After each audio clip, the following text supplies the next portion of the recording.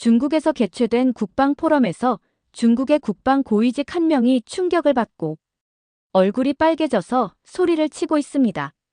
모두 한국 때문이라고 열을 올리고 있는데요. 이 포럼에서 과연 무슨 일이 있었길래 이 중국인은 소리치고 있는 걸까요? 오늘의 사연 시작하겠습니다. 이름은 가명으로 처리했으니 양해 부탁드립니다.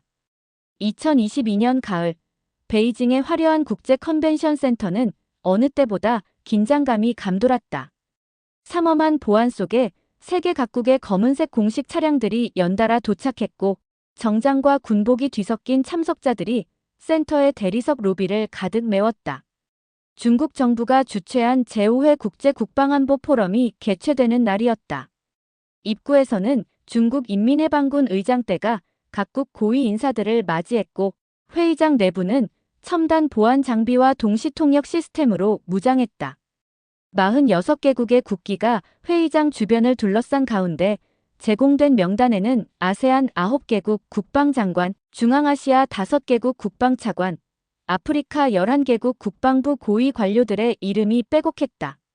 서구권에서는 제임스 브라운 전 미국 국가안보보좌관, 마르티나 코바치 EU 군사참모부 국장, 스콧 모리슨 호주 전 총리, 피오나 리처드슨 뉴질랜드 국방부장이 참석해 주목을 받았다. 지금부터 10분 후 개회식이 시작됩니다. 각국 대표단은 배정된 좌석으로 이동해 주시기 바랍니다. 중국어와 영어로 번갈아 방송되는 안내 멘트가 흘러나왔다. 회의장 내부에서는 각국 대표단이 마지막 브리핑을 주고받았다. 외교적 미소 뒤에 숨겨진 긴장감이 역력했다. 중국 대표단 테이블에는 최신 태블릿이 놓여 있었고 미국 측 참석자들은 두꺼운 보안 브리핑 문서를 검토하고 있었다.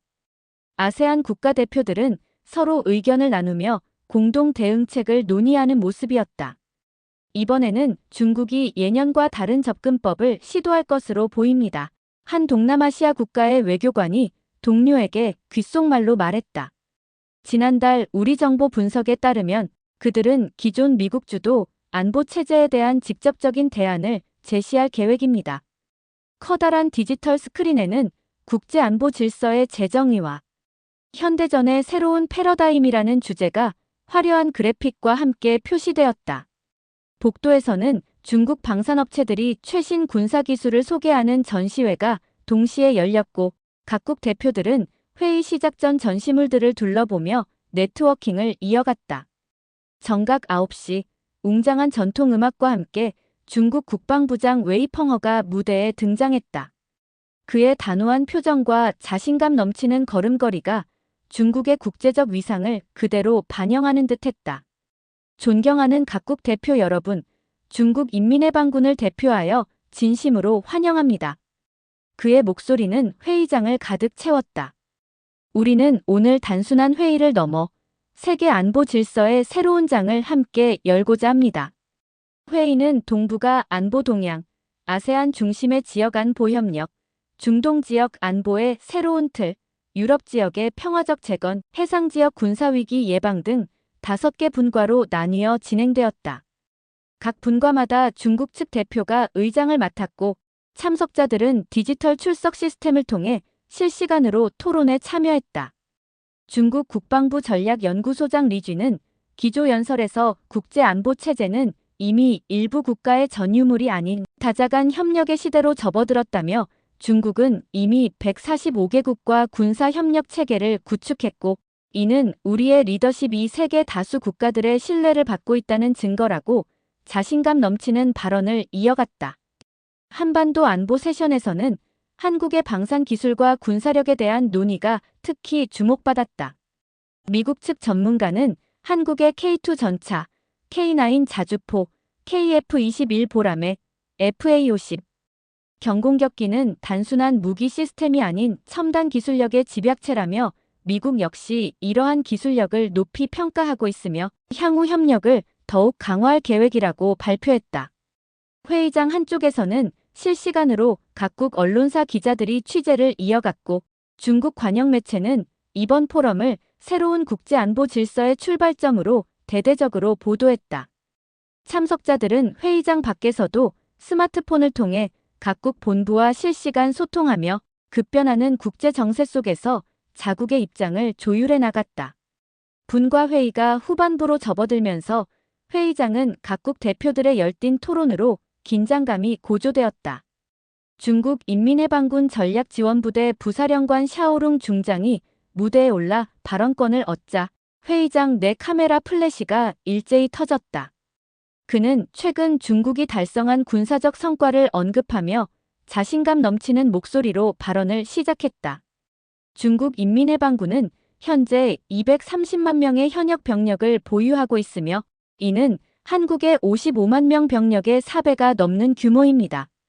우리의 국방 예산은 2023년 기준 2,250억 달러로 한국의 460억 달러 대비 약 5배에 달합니다. 샤오룽은 대형 스크린에 나타난 수치를 가리키며 말을 이어갔다. 더불어 우리는 5,400대 이상의 전투기와 헬리콥터, 9,500대의 전차, 그리고 350척이 넘는 군함을 운용하고 있습니다.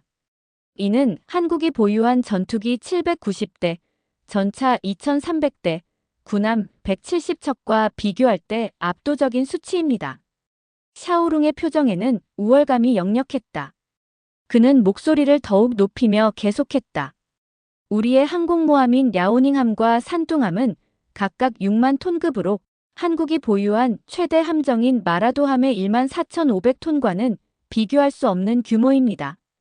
또한 우리는 지난해 J-20 스텔스 전투기 생산량을 150대로 늘렸으며 동풍-41 대륙 간탄도 미사일은 사거리 1만 5천 킬로미터에 달해 어떤 위협에도 즉각 대응할 수 있습니다. 샤오룽은 잠시 물잔을 들어 한 모금 마신 후 도발적인 어조로 말을 이었다. 한국과 같이 영토와 인구가 제한된 국가는 군사적으로 중국의 주요 고려 대상이 될 수 없습니다. 중국의 화웨이, GTE, 바이두 등 첨단 기술 기업들은 이미 AI 기술과 양자 컴퓨팅 분야에서 세계를 선도하고 있으며 우리의 군사 기술은 이러한 민간 기술력을 바탕으로 끊임없이 발전하고 있습니다. 그의 발언이 영어로 통역되자 회의장 내에서는 불편한 기색이 역력했다. 특히 동남아시아와 아프리카 대표단 일부는 미국과 중국 사이에서 균형을 유지하려는 듯한 표정으로 서로를 바라보았다. 일본 대표단은 긴급하게 메모를 주고받았으며 호주와 뉴질랜드 대표들은 눈살을 찌푸리며 상황을 주시했다. 이때 회의장 뒤쪽에서 마이크를 요청하는 한 손이 올라왔다. 전 미국 국가안보보좌관 피터 칼이 단호한 발걸음으로 연단으로 향했다. 그는 70대 중반의 나이에도 불구하고 여전히 날카로운 눈빛과 위험 있는 자세를 유지하고 있었다. 36년간의 외교 및 안보 분야 경력을 지닌 그는 전 세계에서 가장 영향력 있는 안보 전문가 중 한 명으로 평가받고 있었다. 숫자만으로 전투력을 평가하는 것은 현대전의 본질을 완전히 오해하는 접근법입니다. 피터 칼의 차분하지만 단호한 목소리가 회의장을 가득 채웠다. 2021년 스톡홀름 국제평화연구소의 분석에 따르면 단순한 병력 수와 장비 수량보다 무기 체계의 질적, 우수성과 운용 능력이 실제 전투력을 결정짓는 핵심 요소입니다. 그는 회의장 스크린에 몇 가지 데이터를 표시하도록 요청했다. 한국의 K2 흑표 전차는 1500마력 엔진과 첨단 능동 방어 시스템을 갖추고 있으며 2022년 IDEX 국제방산전시회에서 세계 최고의 기동성과 화력으로 평가받았습니다. 또한 K9 자주포는 이미 노르웨이, 에스토니아, 핀란드, 호주를 포함한 8개국에 수출되어 그 성능을 인정받고 있습니다. 더불어 한국의 KF-21 보람에는 AESA 레이더와 적외선 탐지 추적 시스템을 갖춘 4.5세대 전투기로 국제항공우주 전문가들에 의해 미국의 F-35에 버금가는 기술적 혁신성을 인정받았습니다. 2023년 IISS의 군사력 평가에서는 한국의 무기체계가 수량보다 질적, 우수성에서 높은 평가를 받았습니다. 피터 칼은 청중을 향해 한 발짝 더 나아가며 말을 이어갔다. 또한 한국은 지난 5년간 한미연합훈련을 통해 400회 이상의 합동작전 경험을 쌓았으며 이는 실제 전장 환경에서의 대응 능력을 크게 향상시켰습니다. 한국의 방산 기술은 이미 세계 7위의 수출 규모를 자랑하며 2023년에는 170억 달러 규모의 수출 계약을 체결했습니다. 그의 논리적이고 데이터에 기반한 반박은 회의장 내 긴장감을 고조시켰다. 특히 그가 한국의 기술력과 전략적 위치는 미국 안보 전략의 핵심 요소이며 미국 또한 한국의 혁신적 방산 기술을 배우고 의존해야 할 필요성을 인식하고 있다고 언급했을 때 중국 대표단은 불편한 기색을 감추지 못했다. 피터 칼의 발언이 끝나자 회의장에는 잠시 침묵이 흘렀다. 이내 여러 국가의 대표들 사이에서 조용한 박수와 동의의 목소리가 흘러나왔다. 소규모 국가들의 대표들도 고개를 끄덕이며 그의 주장에 공감을 표했다. 회의는 더 이상 단순한 숫자 경쟁이 아닌 현대전의 본질과 실질적 전력 평가에 대한 깊이 있는 논의로 방향을 전환했다. 회의 3일차가 시작되었다.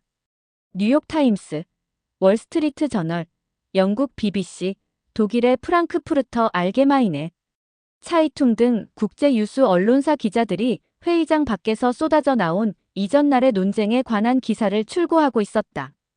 피터 칼은 치밀하게 준비된 프레젠테이션 자료를 들고 연단에 섰다. 그의 강연은 현대전의 패러다임 변화와 동북아시아 안보라는 주제로 특히 한국의 군사적, 기술적 역량에 초점을 맞추었다. 글로벌 안보 질서의 중심축이 점차 인도, 태평양 지역으로 이동하는 가운데 한국의 전략적 중요성은 그 어느 때보다 커지고 있습니다. 피터 칼의 목소리는 확신에 차 있었다. 2022년 NATO 정상회의에 한국이 처음으로 참석했다는 사실이 이를 증명합니다. 한국은 더 이상 지역 안보의 수혜자가 아닌 글로벌 안보 아키텍처의 핵심 설계자로 자리매김하고 있습니다. 피터 칼은 대형 스크린에 한국의 국방과학연구소가 개발한 첨단 무기체계의 성능 데이터를 띄웠다. 한국의 KF-21 보람에는 개발 비용이 F-35의 13에 불과하지만 상당한 스텔스 기능과 초음속 순항 능력을 갖추고 있습니다. 특히 AI 기반 전투 시스템은 미 공군의 차세대 항공 전략에 중요한 영감을 제공하고 있으며 우리는 이 기술을 적극적으로 연구하고 있습니다. 그는 이어서 한국의 방위산업 혁신 사례를 상세히 설명했다. 한국 방위산업의 경쟁력은 단순한 무기 생산을 넘어 시스템 통합과 혁신에 있습니다. 2023년 기준 한국은 세계 방위산업 수출국 중 7위로 올라섰으며 지난 5년간 방산 수출은 연평균 23%의 성장률을 기록했습니다. 폴란드와의 1220억 달러 규모 방산 계약은 이러한 성공의 정점을 보여줍니다.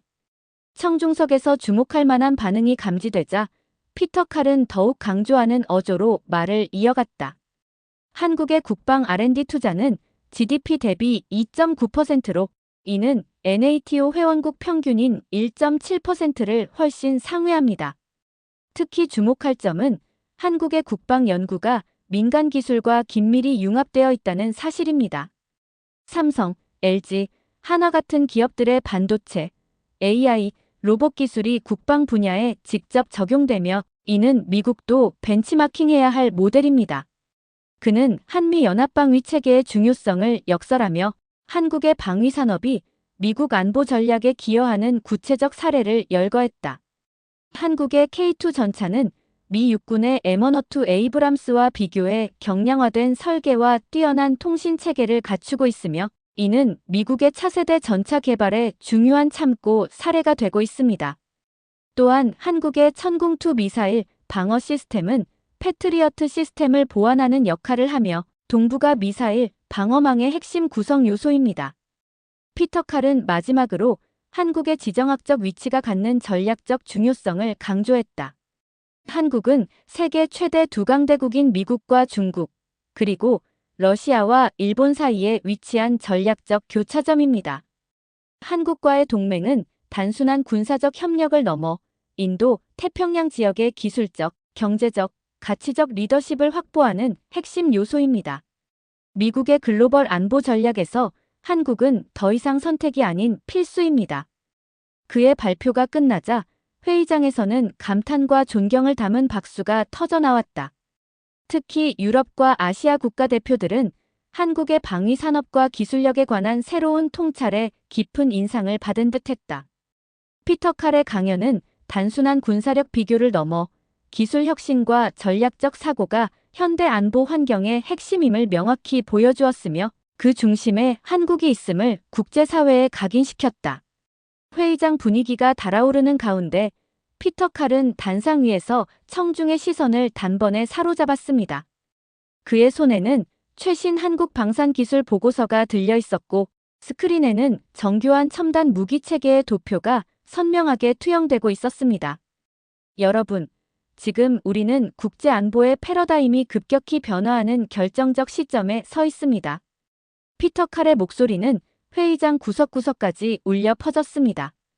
더 이상 과거의 냉전식 사고방식과 단순한 무력 과시로는 진정한 안보를 보장할 수 없습니다. 우리가 주목해야 할 것은 바로 이것입니다.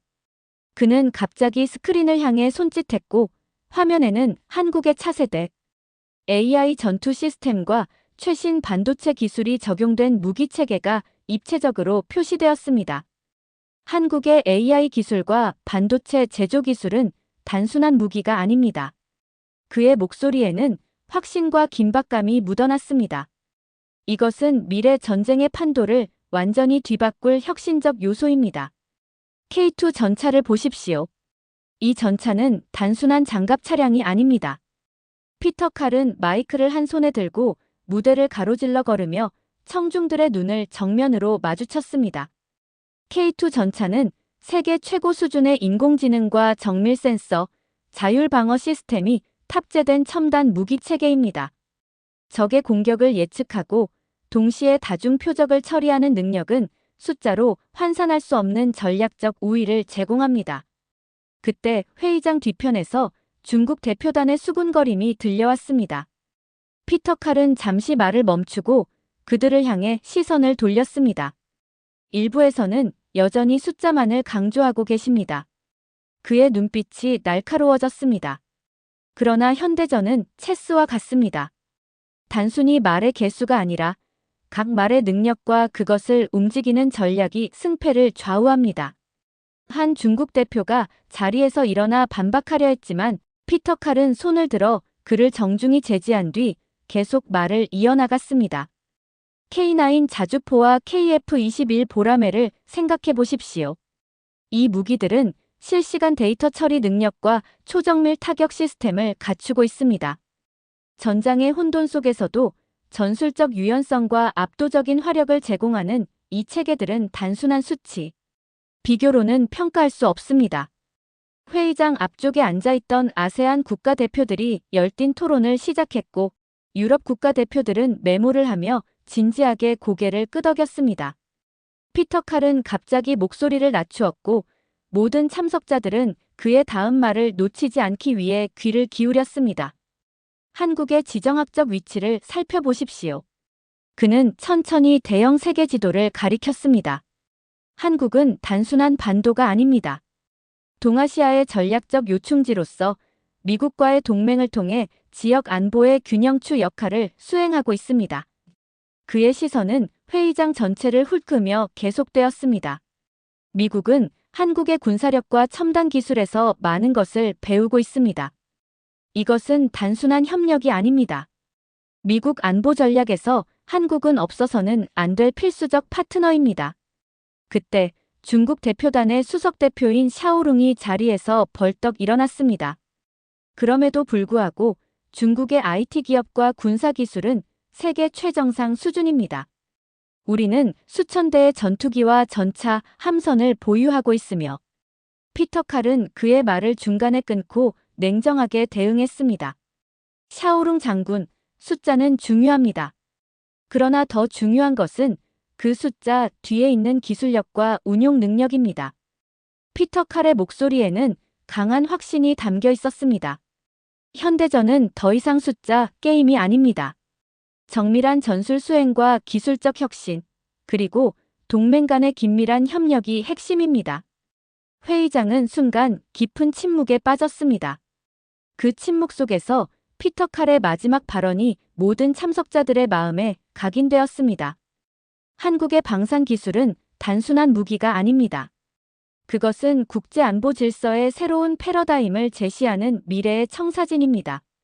미국을 비롯한 우리 모두가 배워야 할 전략적 모델입니다. 회의장을 가득 메운 참석자들은 그의 말이 끝나자마자 일제히 박수를 보냈습니다. 일부 대표단은 자리에서 일어나 기립박수를 보내기도 했습니다. 이 순간 모두는 한국의 군사기술과 전략이 앞으로 국제안보, 환경의 변화를 주도할 중요한 동력이 될 것임을 분명히 인식하게 되었습니다. 포럼의 마지막 세션에서는 현대 안보의 본질적 가치와 군사력의 궁극적 목적에 관한 심층적 논의가 전개되었다. 피터 칼은 단순한 억제력 과시를 넘어선 새로운 안보 패러다임을 제시했다. 오늘날 군사력의 진정한 가치는 분쟁 승리가 아닌 분쟁 예방에 있습니다. 피터 칼이 강조했다. 한국의 방위 전략은 이런 관점에서 주목할 만합니다. 한국은 영내 평화 유지를 위해 적대적 레토릭이 아닌 전략적 억제와 기술적 우위를 추구해왔습니다. 미국 국방부 고위 관계자는 피터 칼의 발언을 뒷받침하며 한미동맹의 진화된 성격을 설명했다. 21세기 한미동맹은 단순한 방위조약을 넘어 기술혁신과 전략적 협력의 모델로 발전했습니다. 특히 한국의 양자 레이더 기술과 AI 기반 지휘 통제 시스템은 미국 국방부가 주목하는 핵심 연구 분야입니다. 중국 측 발언자들이 수적 우위와 영토적 규모를 계속해서 강조하는 가운데 피터 칼은 2023년 한국의 사이버 방어 시스템이 대규모 해킹 시도를 성공적으로 차단한 사례를 들며 현대전의 새로운 현실을 지적했다. 한국의 사이버 방어 시스템은 물리적 국경을 넘어선 위협에 대응하는 새로운 방위 패러다임을 보여줍니다. 이는 단순히 영토 크기나 병력 수가 안보를 결정하지 않는다는 명백한 증거입니다. 세션 말미에는 한국의 방산 생태계가 어떻게 중소기업과 대학, 연구소를 효과적으로 통합했는지에 대한 분석이 제시되었다. 이 모델은 여러 개발도상국 대표들의 깊은 관심을 끌었으며 군사력 발전이 국가혁신 생태계 전체와 연계될 때 가장 효과적이라는 교훈을 제공했다. 회의 종료를 앞두고 진행된 심층 토론에서는 새로운 형태의 국제안보 협력 모델이 제시되었다. 피터 칼은 한미 간 기술 협력의 혁신적 측면을 강조했다. 우리는 한국을 단순한 방어 대상이 아닌 첨단 기술 파트너로 인식하고 있습니다. 피터 칼은 명확히 했다. 한국의 차세대 지향성 에너지 무기와 스텔스 기술은 미국의 기존 시스템을 보완하는 혁신적 요소입니다. 실제로 한국의 극초음속 미사일 방어 기술은 미 국방부 내부에서 벤치마킹 대상으로 연구되고 있습니다. 이어서 그는 한국의 방산 산업이 이룩한 특별한 성과를 구체적으로 언급했다. 한국의 K2 전차는 단순한 무기 플랫폼이 아닌 통합 전장 시스템으로 자체 개발한 능동 보호 시스템과 인공지능 기반 표적, 식별 기능은 미국 내 유사 시스템보다 특정 분야에서 더 뛰어난 성능을 보여주고 있습니다.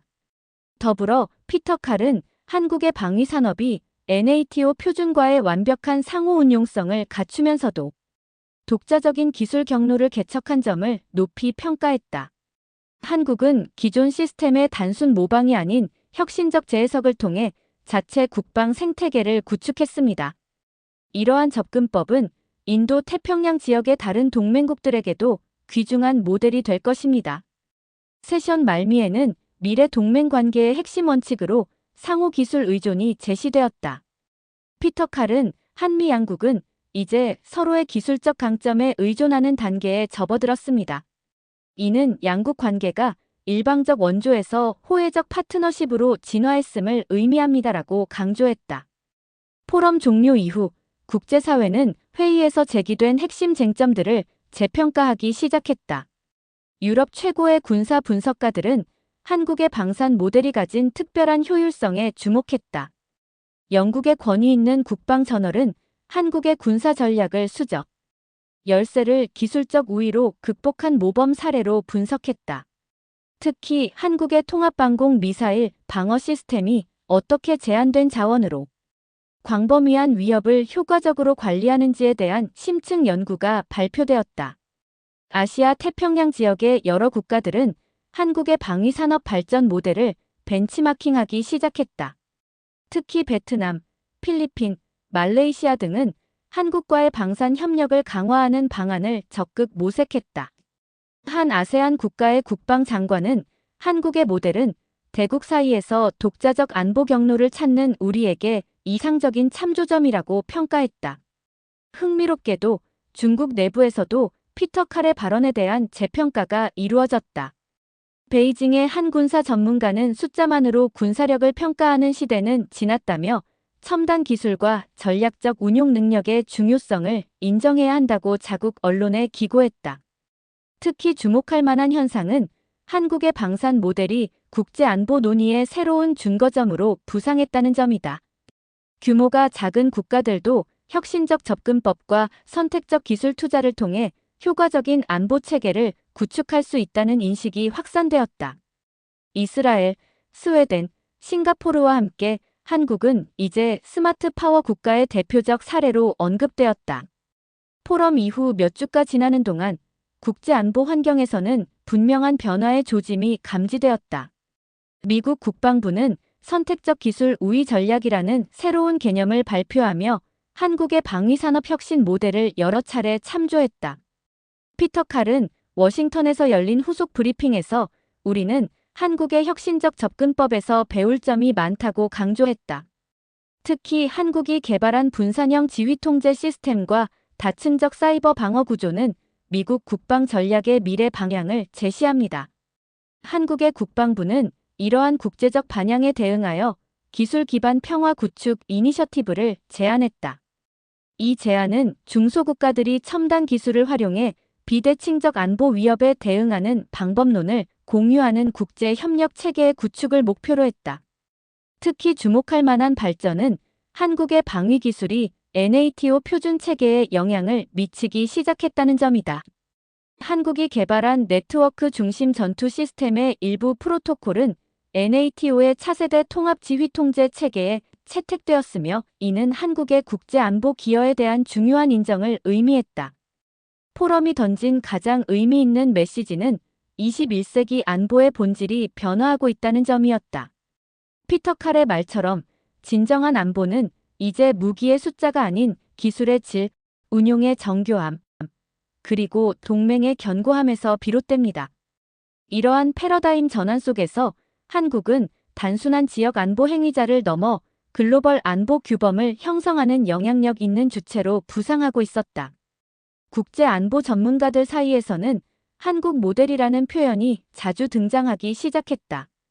이는 중견 국가가 제한된 자원으로도 혁신적 접근과 전략적 선택을 통해 효과적인 안보 태세를 구축할 수 있음을 보여주는 사례로 인식되었다. 포럼이 끝난 지 몇 달이 지났지만 그 여파는 계속해서 국제 안보 환경을 재편하고 있었다. 오늘 사연 어떻게 들으셨나요? 오늘 사연이 재밌으셨다면 구독, 좋아요, 알림 설정 부탁드립니다. 끝까지 시청해주셔서 감사합니다. 다음에 더욱 유익하고 감동을 주는 사연을 가지고 찾아뵙겠습니다. 고맙습니다.